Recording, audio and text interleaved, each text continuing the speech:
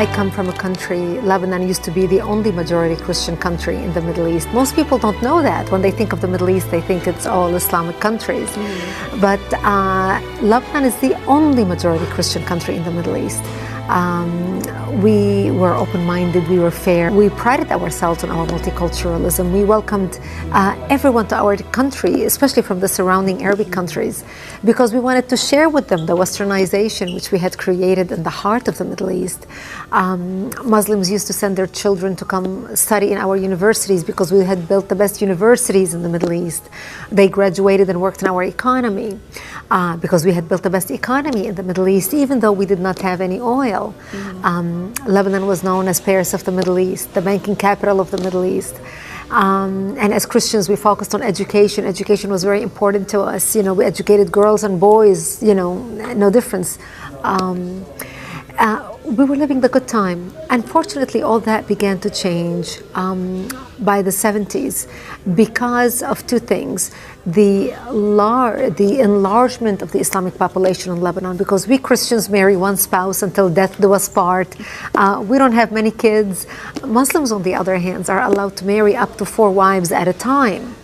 Now, of course, not all of them do it, but enough of them do it that in our country, in Lebanon, by the 70s, the Muslims became the majority. And once they became the majority, they started massacring the Christians and killing the Christians.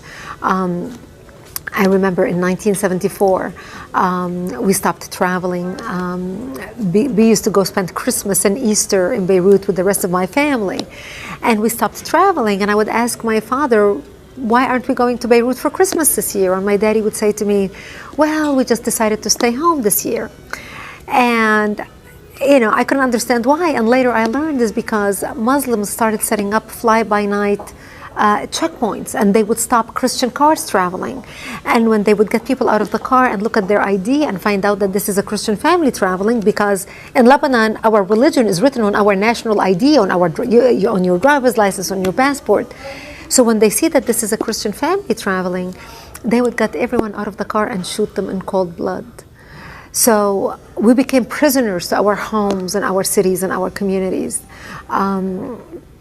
And that's the reason why we stopped going anywhere. By 1975, that's when the war broke out, the civil war. And the war broke out because Muslims walked into a church on a Sunday morning and began shooting at Christian worshipers, and injured hundreds and killed 4 people. And that's what started out the all-out war. And it was a very difficult time for the Christians, because as the Muslims organized and now supported by the oil money flowing out of Saudi Arabia and all the Muslim countries, they wanted to basically use Lebanon as a base from which to fight Israel, kill the Jews and drive them into the sea, using Lebanese democracy and Lebanese open-mindedness and tolerance to do exactly that. And that's really when my world turned upside down and it changed. Lebanon was so multi-faith and multicultural. So we had Druze, Muslims, Christians, Protestant. The majority were Christians. We were over almost 70% Christians when we got our independence in the 40s. But because of the way Muslims multiply, you know, with the multiple wives and multiple kids, in 30 years, they became the majority.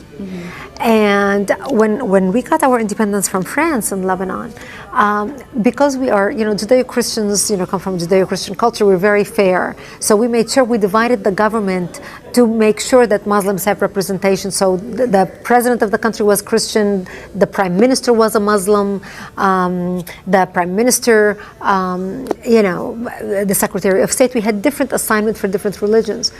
But the Muslims became the majority. And once they became the majority, they were no longer tolerant of the people who took them in and accepted them and included them in the country. They felt they were not a part of the country. They felt they were a part of the Islamic Ummah or the Islamic nation. So when they turned against their brethren Christians who lived in the same country, and Jews, but specifically the Christians, they began massacring us in large numbers because they thought we are in power now, and therefore we set the rules on how things should be. And that's really what drove the country into war. We had the problem controlled when it was only the Christians in Lebanon and the Muslims in Lebanon. But what aggravated the situation was the influx of the Palestinians out of Jordan, who came to Lebanon. And Lebanon was the only country who took them in.